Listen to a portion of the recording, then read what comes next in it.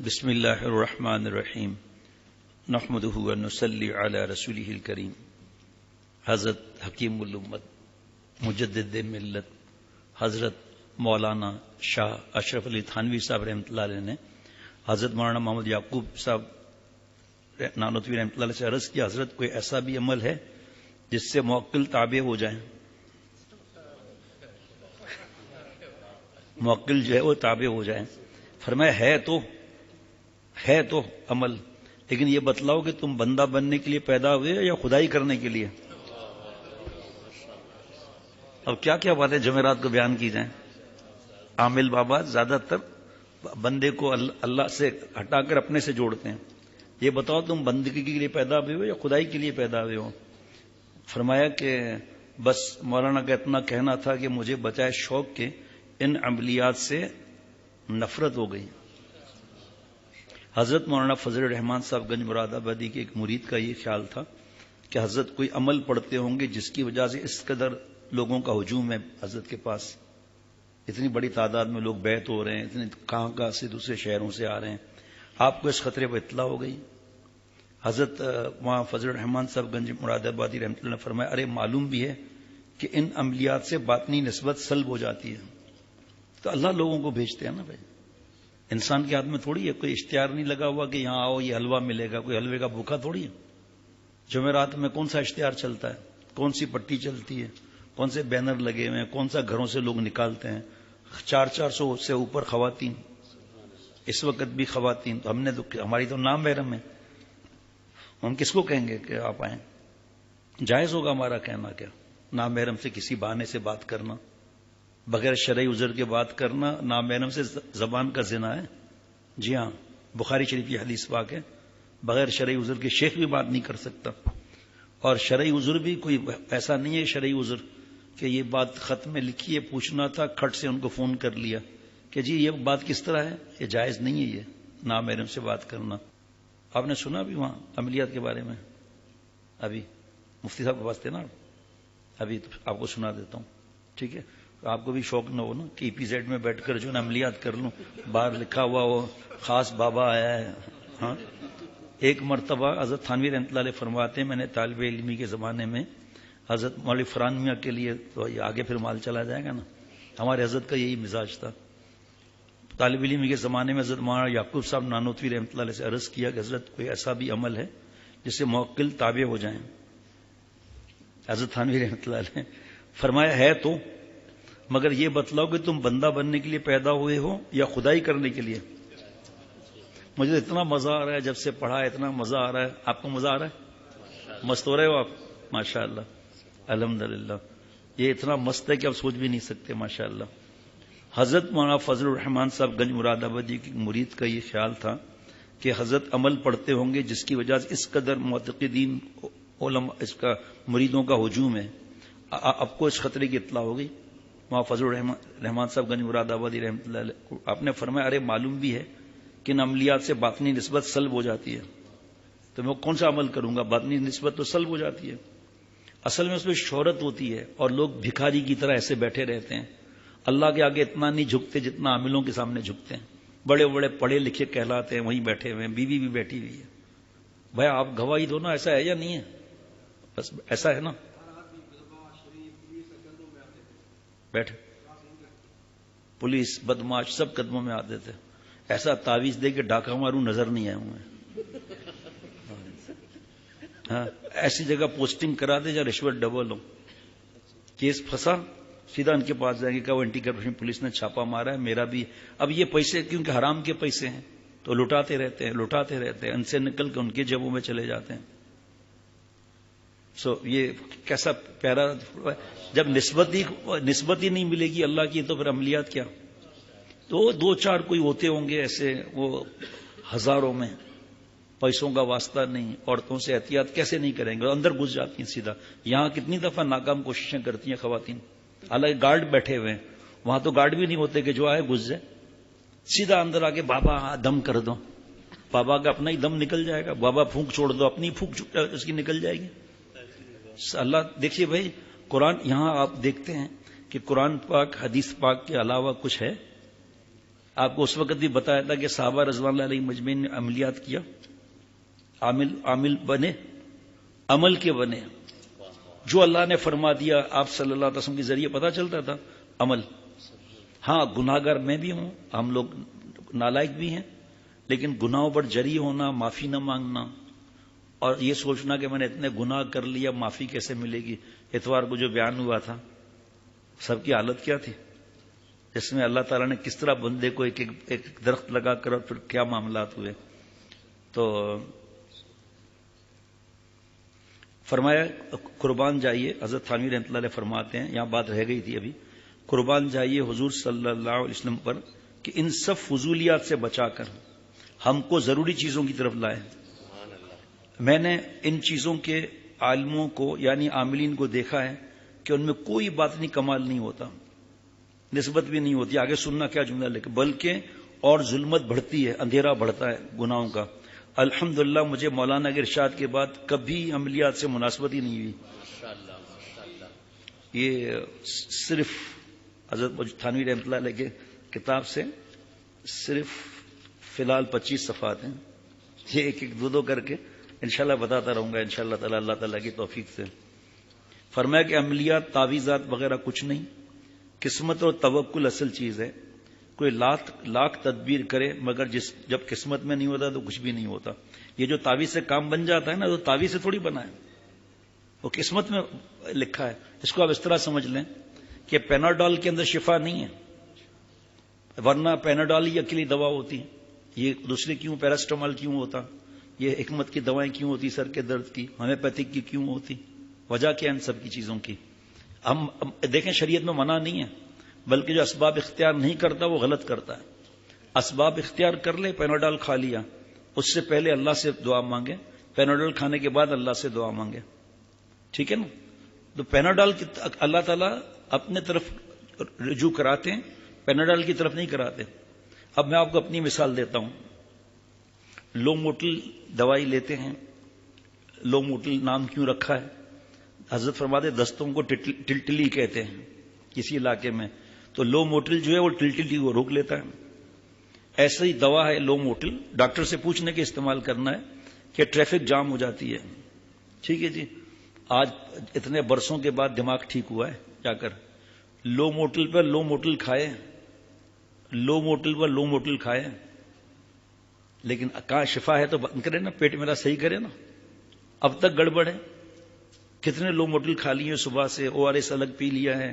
آپ کا شیخ تو آپ کو پتا ہی ہے نا کہ ہومیوپیتھک میں بھی گھس ہو تو حکمت میں بھی گھس ہو تو کہیں نہ کہیں سے تو کام بنے گا۔ تو میں نے ہومیوپیتھک بھی، اور یہ ہمارے ولی ماموں کو فون کیا کہ وہ اصل میں جو تم بتا رہے ہو، رات کو تمہیں سردی لگی ہے، فجر میں تمہیں سردی لگی ہے، بس امرت دھارا 10 قطرے پی لو پھر ٹھیک ہے۔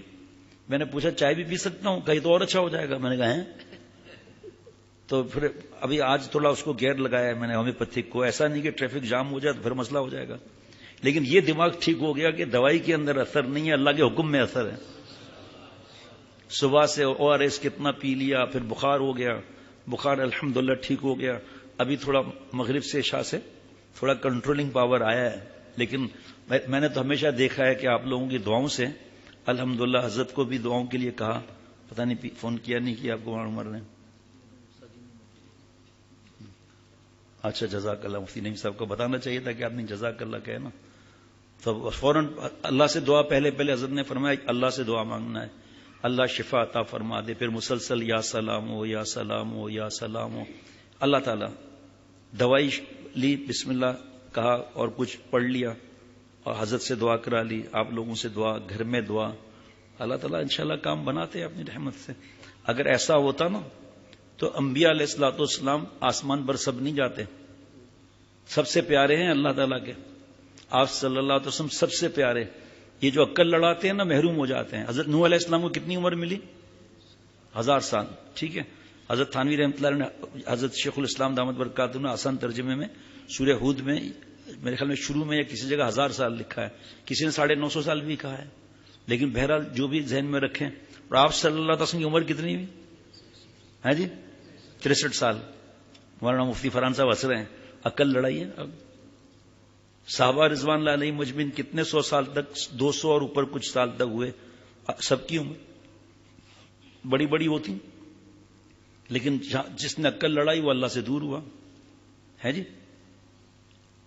کانپور میں یہ تو میں نے کل بتا دیا تھا، 3 لوگ جو مانگ رہے تھے کہ وہ سنا تھا نہیں، 3 لوگ عملیات کر رہے تھے کہ کوئی جن یا چڑیلا آ جائے تو اس کو ہم کوئی اپنی ڈیمانڈ کی وہ پوری کر دیں، تو تسبیح ہاتھ میں لے کے بیٹھے ہوئے تھے، ایک جو ہے نا وہ پتوں کی کھڑکھڑاہٹ ہوئی نا، اٹھ کے بھاگ گیا،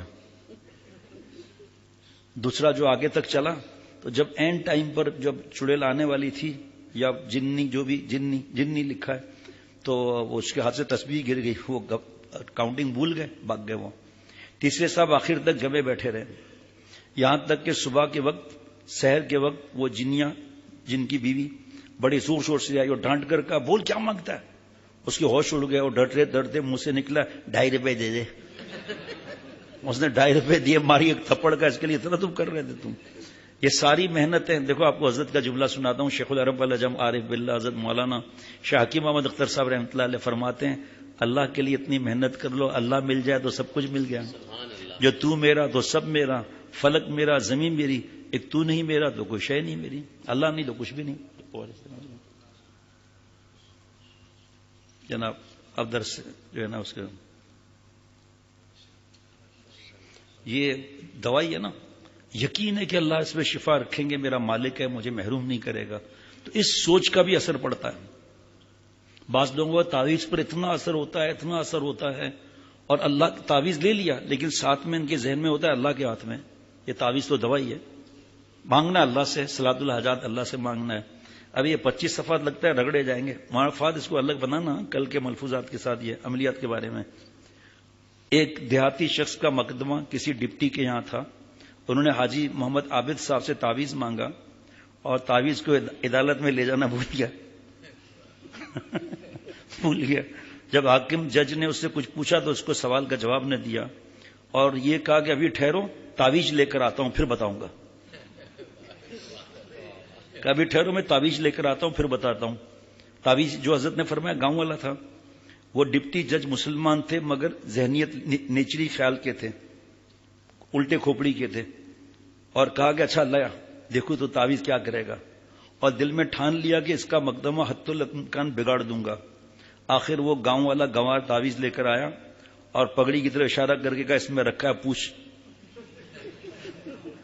چنانچہ ڈپٹی جج نے خوب جرح اور بہت سوالات کیے، اس کا مقدمہ بالکل بگاڑ دیا اور اس کے خلاف فیصلہ لکھا، مگر جب سنانے لگے تو فیصلے کو بالکل الٹ پایا اور بہت حیران ہوئے کہ میں نے تو اس کے خلاف کرنے کی کوشش تھی، یہ اس کے موافق کیسے ہو گیا یہ۔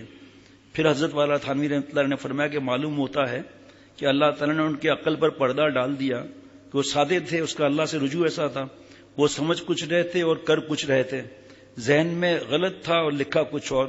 پھر انہوں نے حاجی عابد صاحب کی خدمت میں حاضر ہو کر اپنے عقائد باطلہ سے توبہ کی جج صاحب نے۔ فرق ہے نا، ایک آدمی تعویذ ہمارے یہاں بھی ہے، پیسوں کا لین دین نہیں ہے، نہ ہدیے کا لین دین ہے، نہ قرضے کا لین دین ہے، نہ ڈرانے کا مسئلہ ہے، کتنے آتے ہیں، اور یہ بھی حضرت نے لکھا ہے، میں بعد میں سناؤں گا پڑھ کر، یہ بھی حضرت نے لکھا ہے کہ بھئی میرا تو بالکل مجھے نفرت ہے اس کاموں سے، لیکن اگر نہ کریں تو پھر اللہ معاف فرمائے یہ لوگ قبروں پر چلے جائیں گے، غلط لوگوں کے ہاتھ لگ جائیں گے، اپنے عورتوں کو ان کے پاس لے جائیں گے، اس لیے اللہ سے ڈرتا ہوں، لیکن ان کو سمجھاتا ہوں کہ اللہ کے علاوہ کوئی بھی نہیں ہے مدد کرنے والا۔ اب ہمارے پاس کوئی آتا ہے کہ حافظہ کمزور ہے، یہ پڑھ لو اللہ کا نام، ایگزام کی رزلٹ کا انتظار ہے، بھائی یا علیم وہ پڑھ لو 150 مرتبہ روزانہ ایک بار اول آخر درود شریف، لیکن ساتھ میں پھر ہم سمجھاتے ہیں دیکھو یہ فلمیں اور نیٹ اور کیبل ان سے بچنا بھائی، یہ ویڈیو گیم کو راتوں کو جاگنا، فیس بک پر جاگنا، آپ کہاں سے امتحان دے سکو گے؟ آپ کے دماغ میں تو وہی چیزیں بھری ہوئی ہوں گی جو بیان میں آتے ہیں، سنتے ہیں کہ یہود و نصارہ کی چالاکی ہے، کیونکہ سب سے زیادہ دنیا میں ٹیلنٹ پاکستان میں ہے، سب سے زیادہ دین کی محنت پاکستان میں ہے، جو شعبہ اٹھا کر دیکھ لو آپ، سب سے زیادہ دینی حساب سے تو ہے، دنیاوی حساب سے بھی پاکستان کے انجینئرز وغیرہ کی بہت ڈیمانڈ ہے۔ اب انہوں نے اس طرح لگا دیا ہے کہ یہ بس ننگی فلموں میں رہیں اور لڑکیوں کے پیچھے پیچھے رہیں، راتوں کو جاگیں، دن کو سوئیں، اور اللہ کے دین کی فکر نہ ہو، قرآن پاک بھی صحیح پڑھنا نہ ہے، خود ہی خود اللہ کی مدد ہٹ جائے گی. اب نماز میں کئی الفاظ بتا چکا ہوں. اگر سورہ فاتحہ میں 26 غلطیاں ہیں، 2-3 ایسی غلطیاں ہیں کہ اگر وہ ہم نے صحیح ادا نہیں کی ترجمہ غلط ہو جائے گا، نماز نہیں ہوگی، گناہ گار ہو جائیں گے. جیسے ہا کو یہاں سے ادا کرنا ہے، الحمدللہ رب العالمین. اب تمام تعریفیں اللہ کے لیے ہیں. اگر کسی نے کہہ دی الحمد تو اس کا ترجمہ الٹ ہو جائے گا، نعوذ باللہ سب نقائص اللہ کے لیے. نماز کہاں گئی؟ مغرب کے بعد یہاں ماشاءاللہ قرآن پاک بغیر کسی معاوضے کے صحیح کرایا جاتا ہے. بوڑھے بھی ماشاءاللہ قرآن پاک پڑھنے آتے ہیں، کئی دعائیں دے رہے ہیں کہ ہماری نمازیں الحمدللہ صحیح ہو گئیں. کم از کم 10 صورتیں وہ جو نماز میں آدمی پڑھ لے وہ تو صحیح کر لیں. سورہ فاتحہ تو صحیح کر لیں، درود شریف تو صحیح کر لیں.